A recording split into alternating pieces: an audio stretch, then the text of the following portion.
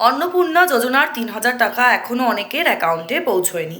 August মাস শুরু হওয়ার পর থেকেই এই প্রশ্ন ঘুরছে যে কেন দেরি হচ্ছে, টাকা কি বন্ধ হয়ে গেল নাকি সরকার নতুন কোনো সিদ্ধান্ত নিয়েছে।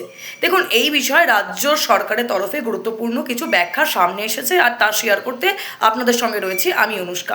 দেখুন, সরকারের বক্তব্য অনুযায়ী অন্নপূর্ণা যোজনার টাকা বন্ধ করা হয়নি।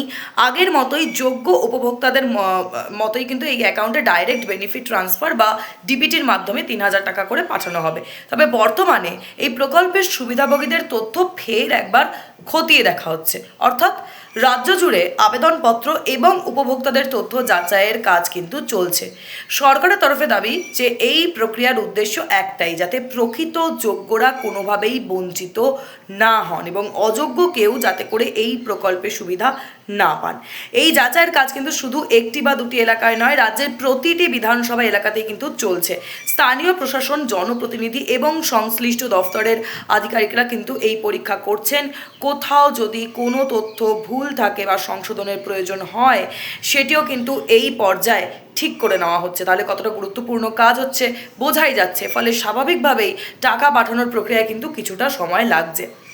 এবার যাদের অ্যাকাউন্টে এখনও পর্যন্ত টাকা আসেনি, তাদের কি উদ্বিগ্ন হওয়ার কারণ আছে? দেখুন, সরকারের বক্তব্য যে একেবারেই নেই। প্রশাসন আগেই স্পষ্ট জানিয়েছে যে 1 আগস্ট বা তারপরের 1-2 দিনের মধ্যেই কিন্তু সবার অ্যাকাউন্টে একসঙ্গে টাকা পৌঁছে যাবে, এমন কোনো নিয়ম নেই।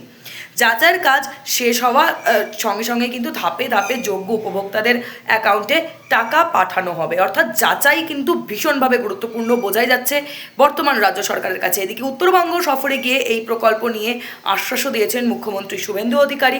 তিনি নিজে জানিয়েছেন যে আবেদন যাচাইয়ের কাজ এবং দ্রুত গতিতে যেভাবে চলছে এবং প্রশাসনের লক্ষ্য আগামী 30 আগস্টের মধ্যেই কিন্তু এই সম্পূর্ণ প্রক্রিয়া সম্পূর্ণ করা হয়ে যাবে এবং এই প্রকল্পের আওতায় ৩,০০০ টাকা সকলে পাবেন, এমনটাই কিন্তু তিনি জানিয়েছেন। অন্নপূর্ণা যোজনা শুরু হওয়ার পর থেকেই কিন্তু সরকার এই প্রকল্পে কঠোর নজরদারির কথা বলছেন বারে বারে। আমরা সেটা কিন্তু দেখতেই পেয়েছি। আগের সরকার লক্ষ্মীর ভাণ্ডারের পরিবর্তে এই চালু হওয়া যে প্রকল্প, এটা কিন্তু শুরু থেকেই যোগ্যতা যাচাইকে বিশেষভাবে গুরুত্ব দেওয়া হয়েছে এই ক্ষেত্রে। তাই এবারেও ফের একটা ঝাড়াই বাছাইয়ের মাধ্যমে নিশ্চিত করা হচ্ছে যে যাতে প্রকৃত সুবিধাভোগীরাই এই আর্থিক সহায়তা পান।